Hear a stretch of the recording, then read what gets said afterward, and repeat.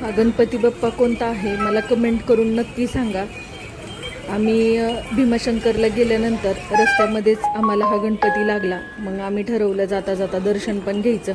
आमच्याकडे वेळ पण बराच होता, त्यामुळे आम्ही गेलो दर्शन वगैरे घ्यायला. आम्हाला वाटलं भली मोठी रांग असेल, एवढा पाऊस येत होता आणि पार्किंग पण पूर्ण पॅक होतं. पण गणपती बाप्पाचा आशीर्वाद, आमचं दर्शन खूप छान झालं. फर्स्ट टाईमच आम्ही ओझरच्या गणपतीला गेलो होतो. तुम्ही पाहू शकता किती ओलं झालं आहे. इतका जोरात पाऊस होता की बारामतीला त्यातला थोडासुद्धा पाऊस नव्हता जेव्हा आम्ही भीमाशंकरला गेलो होतो. आणि मग थोडी खरेदी करावं म्हटलं, पण परत लक्षात आलं आता काही गणपती आलेत, मग आपण बारामतीतूनच घेऊया. परत प्रत्येक गोष्ट डबल होते. आणि भीमा नदी बघा एकदम तुडुंब भरून वाहत होती. हिचं पात्र किती मोठं आहे हे पण मी ह्याच्यामध्ये कव्हर केले. गणपतीला लागूनच शेजारी भीमा नदी आहे. तुम्ही पण एकदा नक्की ओझरच्या गणपतीला भेट द्यायला जावा. एकदम स्वच्छ, क्लीन, नीटनाटका परिसर आहे. तर कार्यक्रम ते झाल्यानंतर माझे बंधू किरण यांची यांचे मित्र ते पण मांजरवाडीलाच राहतात. मग जाता जाताच त्यांचं घर लागणार होतं, मग त्यांना पण भेटलो.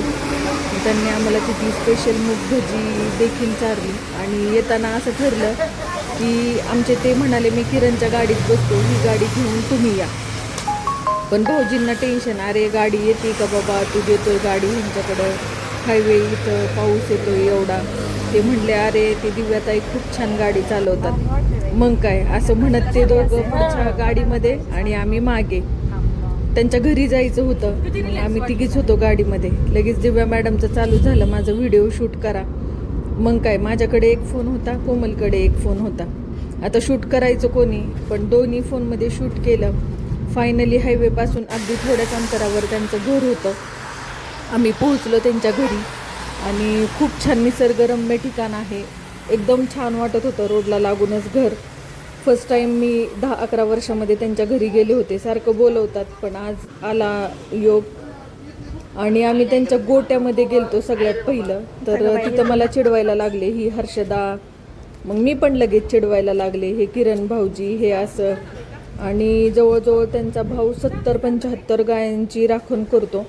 एकदम मोठा गोटा आहे त्यांचा. मग काय गेल्याबरोबर आपल्याला प्रेम पण भेटलं, हा गोटा पण बघायला भेटला. आणि कोणता पण व्यवसाय करायचं म्हटलं ना तर आपल्या स्वतःला त्याच्यामध्ये उतरायला लागतं. दुसऱ्यांवरती विश्वास ठेवून कोणताच धंदा होऊ शकत नाही.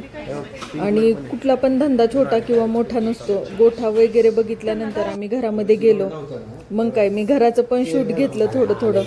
आणि मी काकांना सांगत होते की आता भाऊजींचं लग्न करून टाका, बरंच वय झालंय. त्यानंतर एवढे चहा झाले सकाळपासून, पण तरी देखील आम्ही चहा घेतला.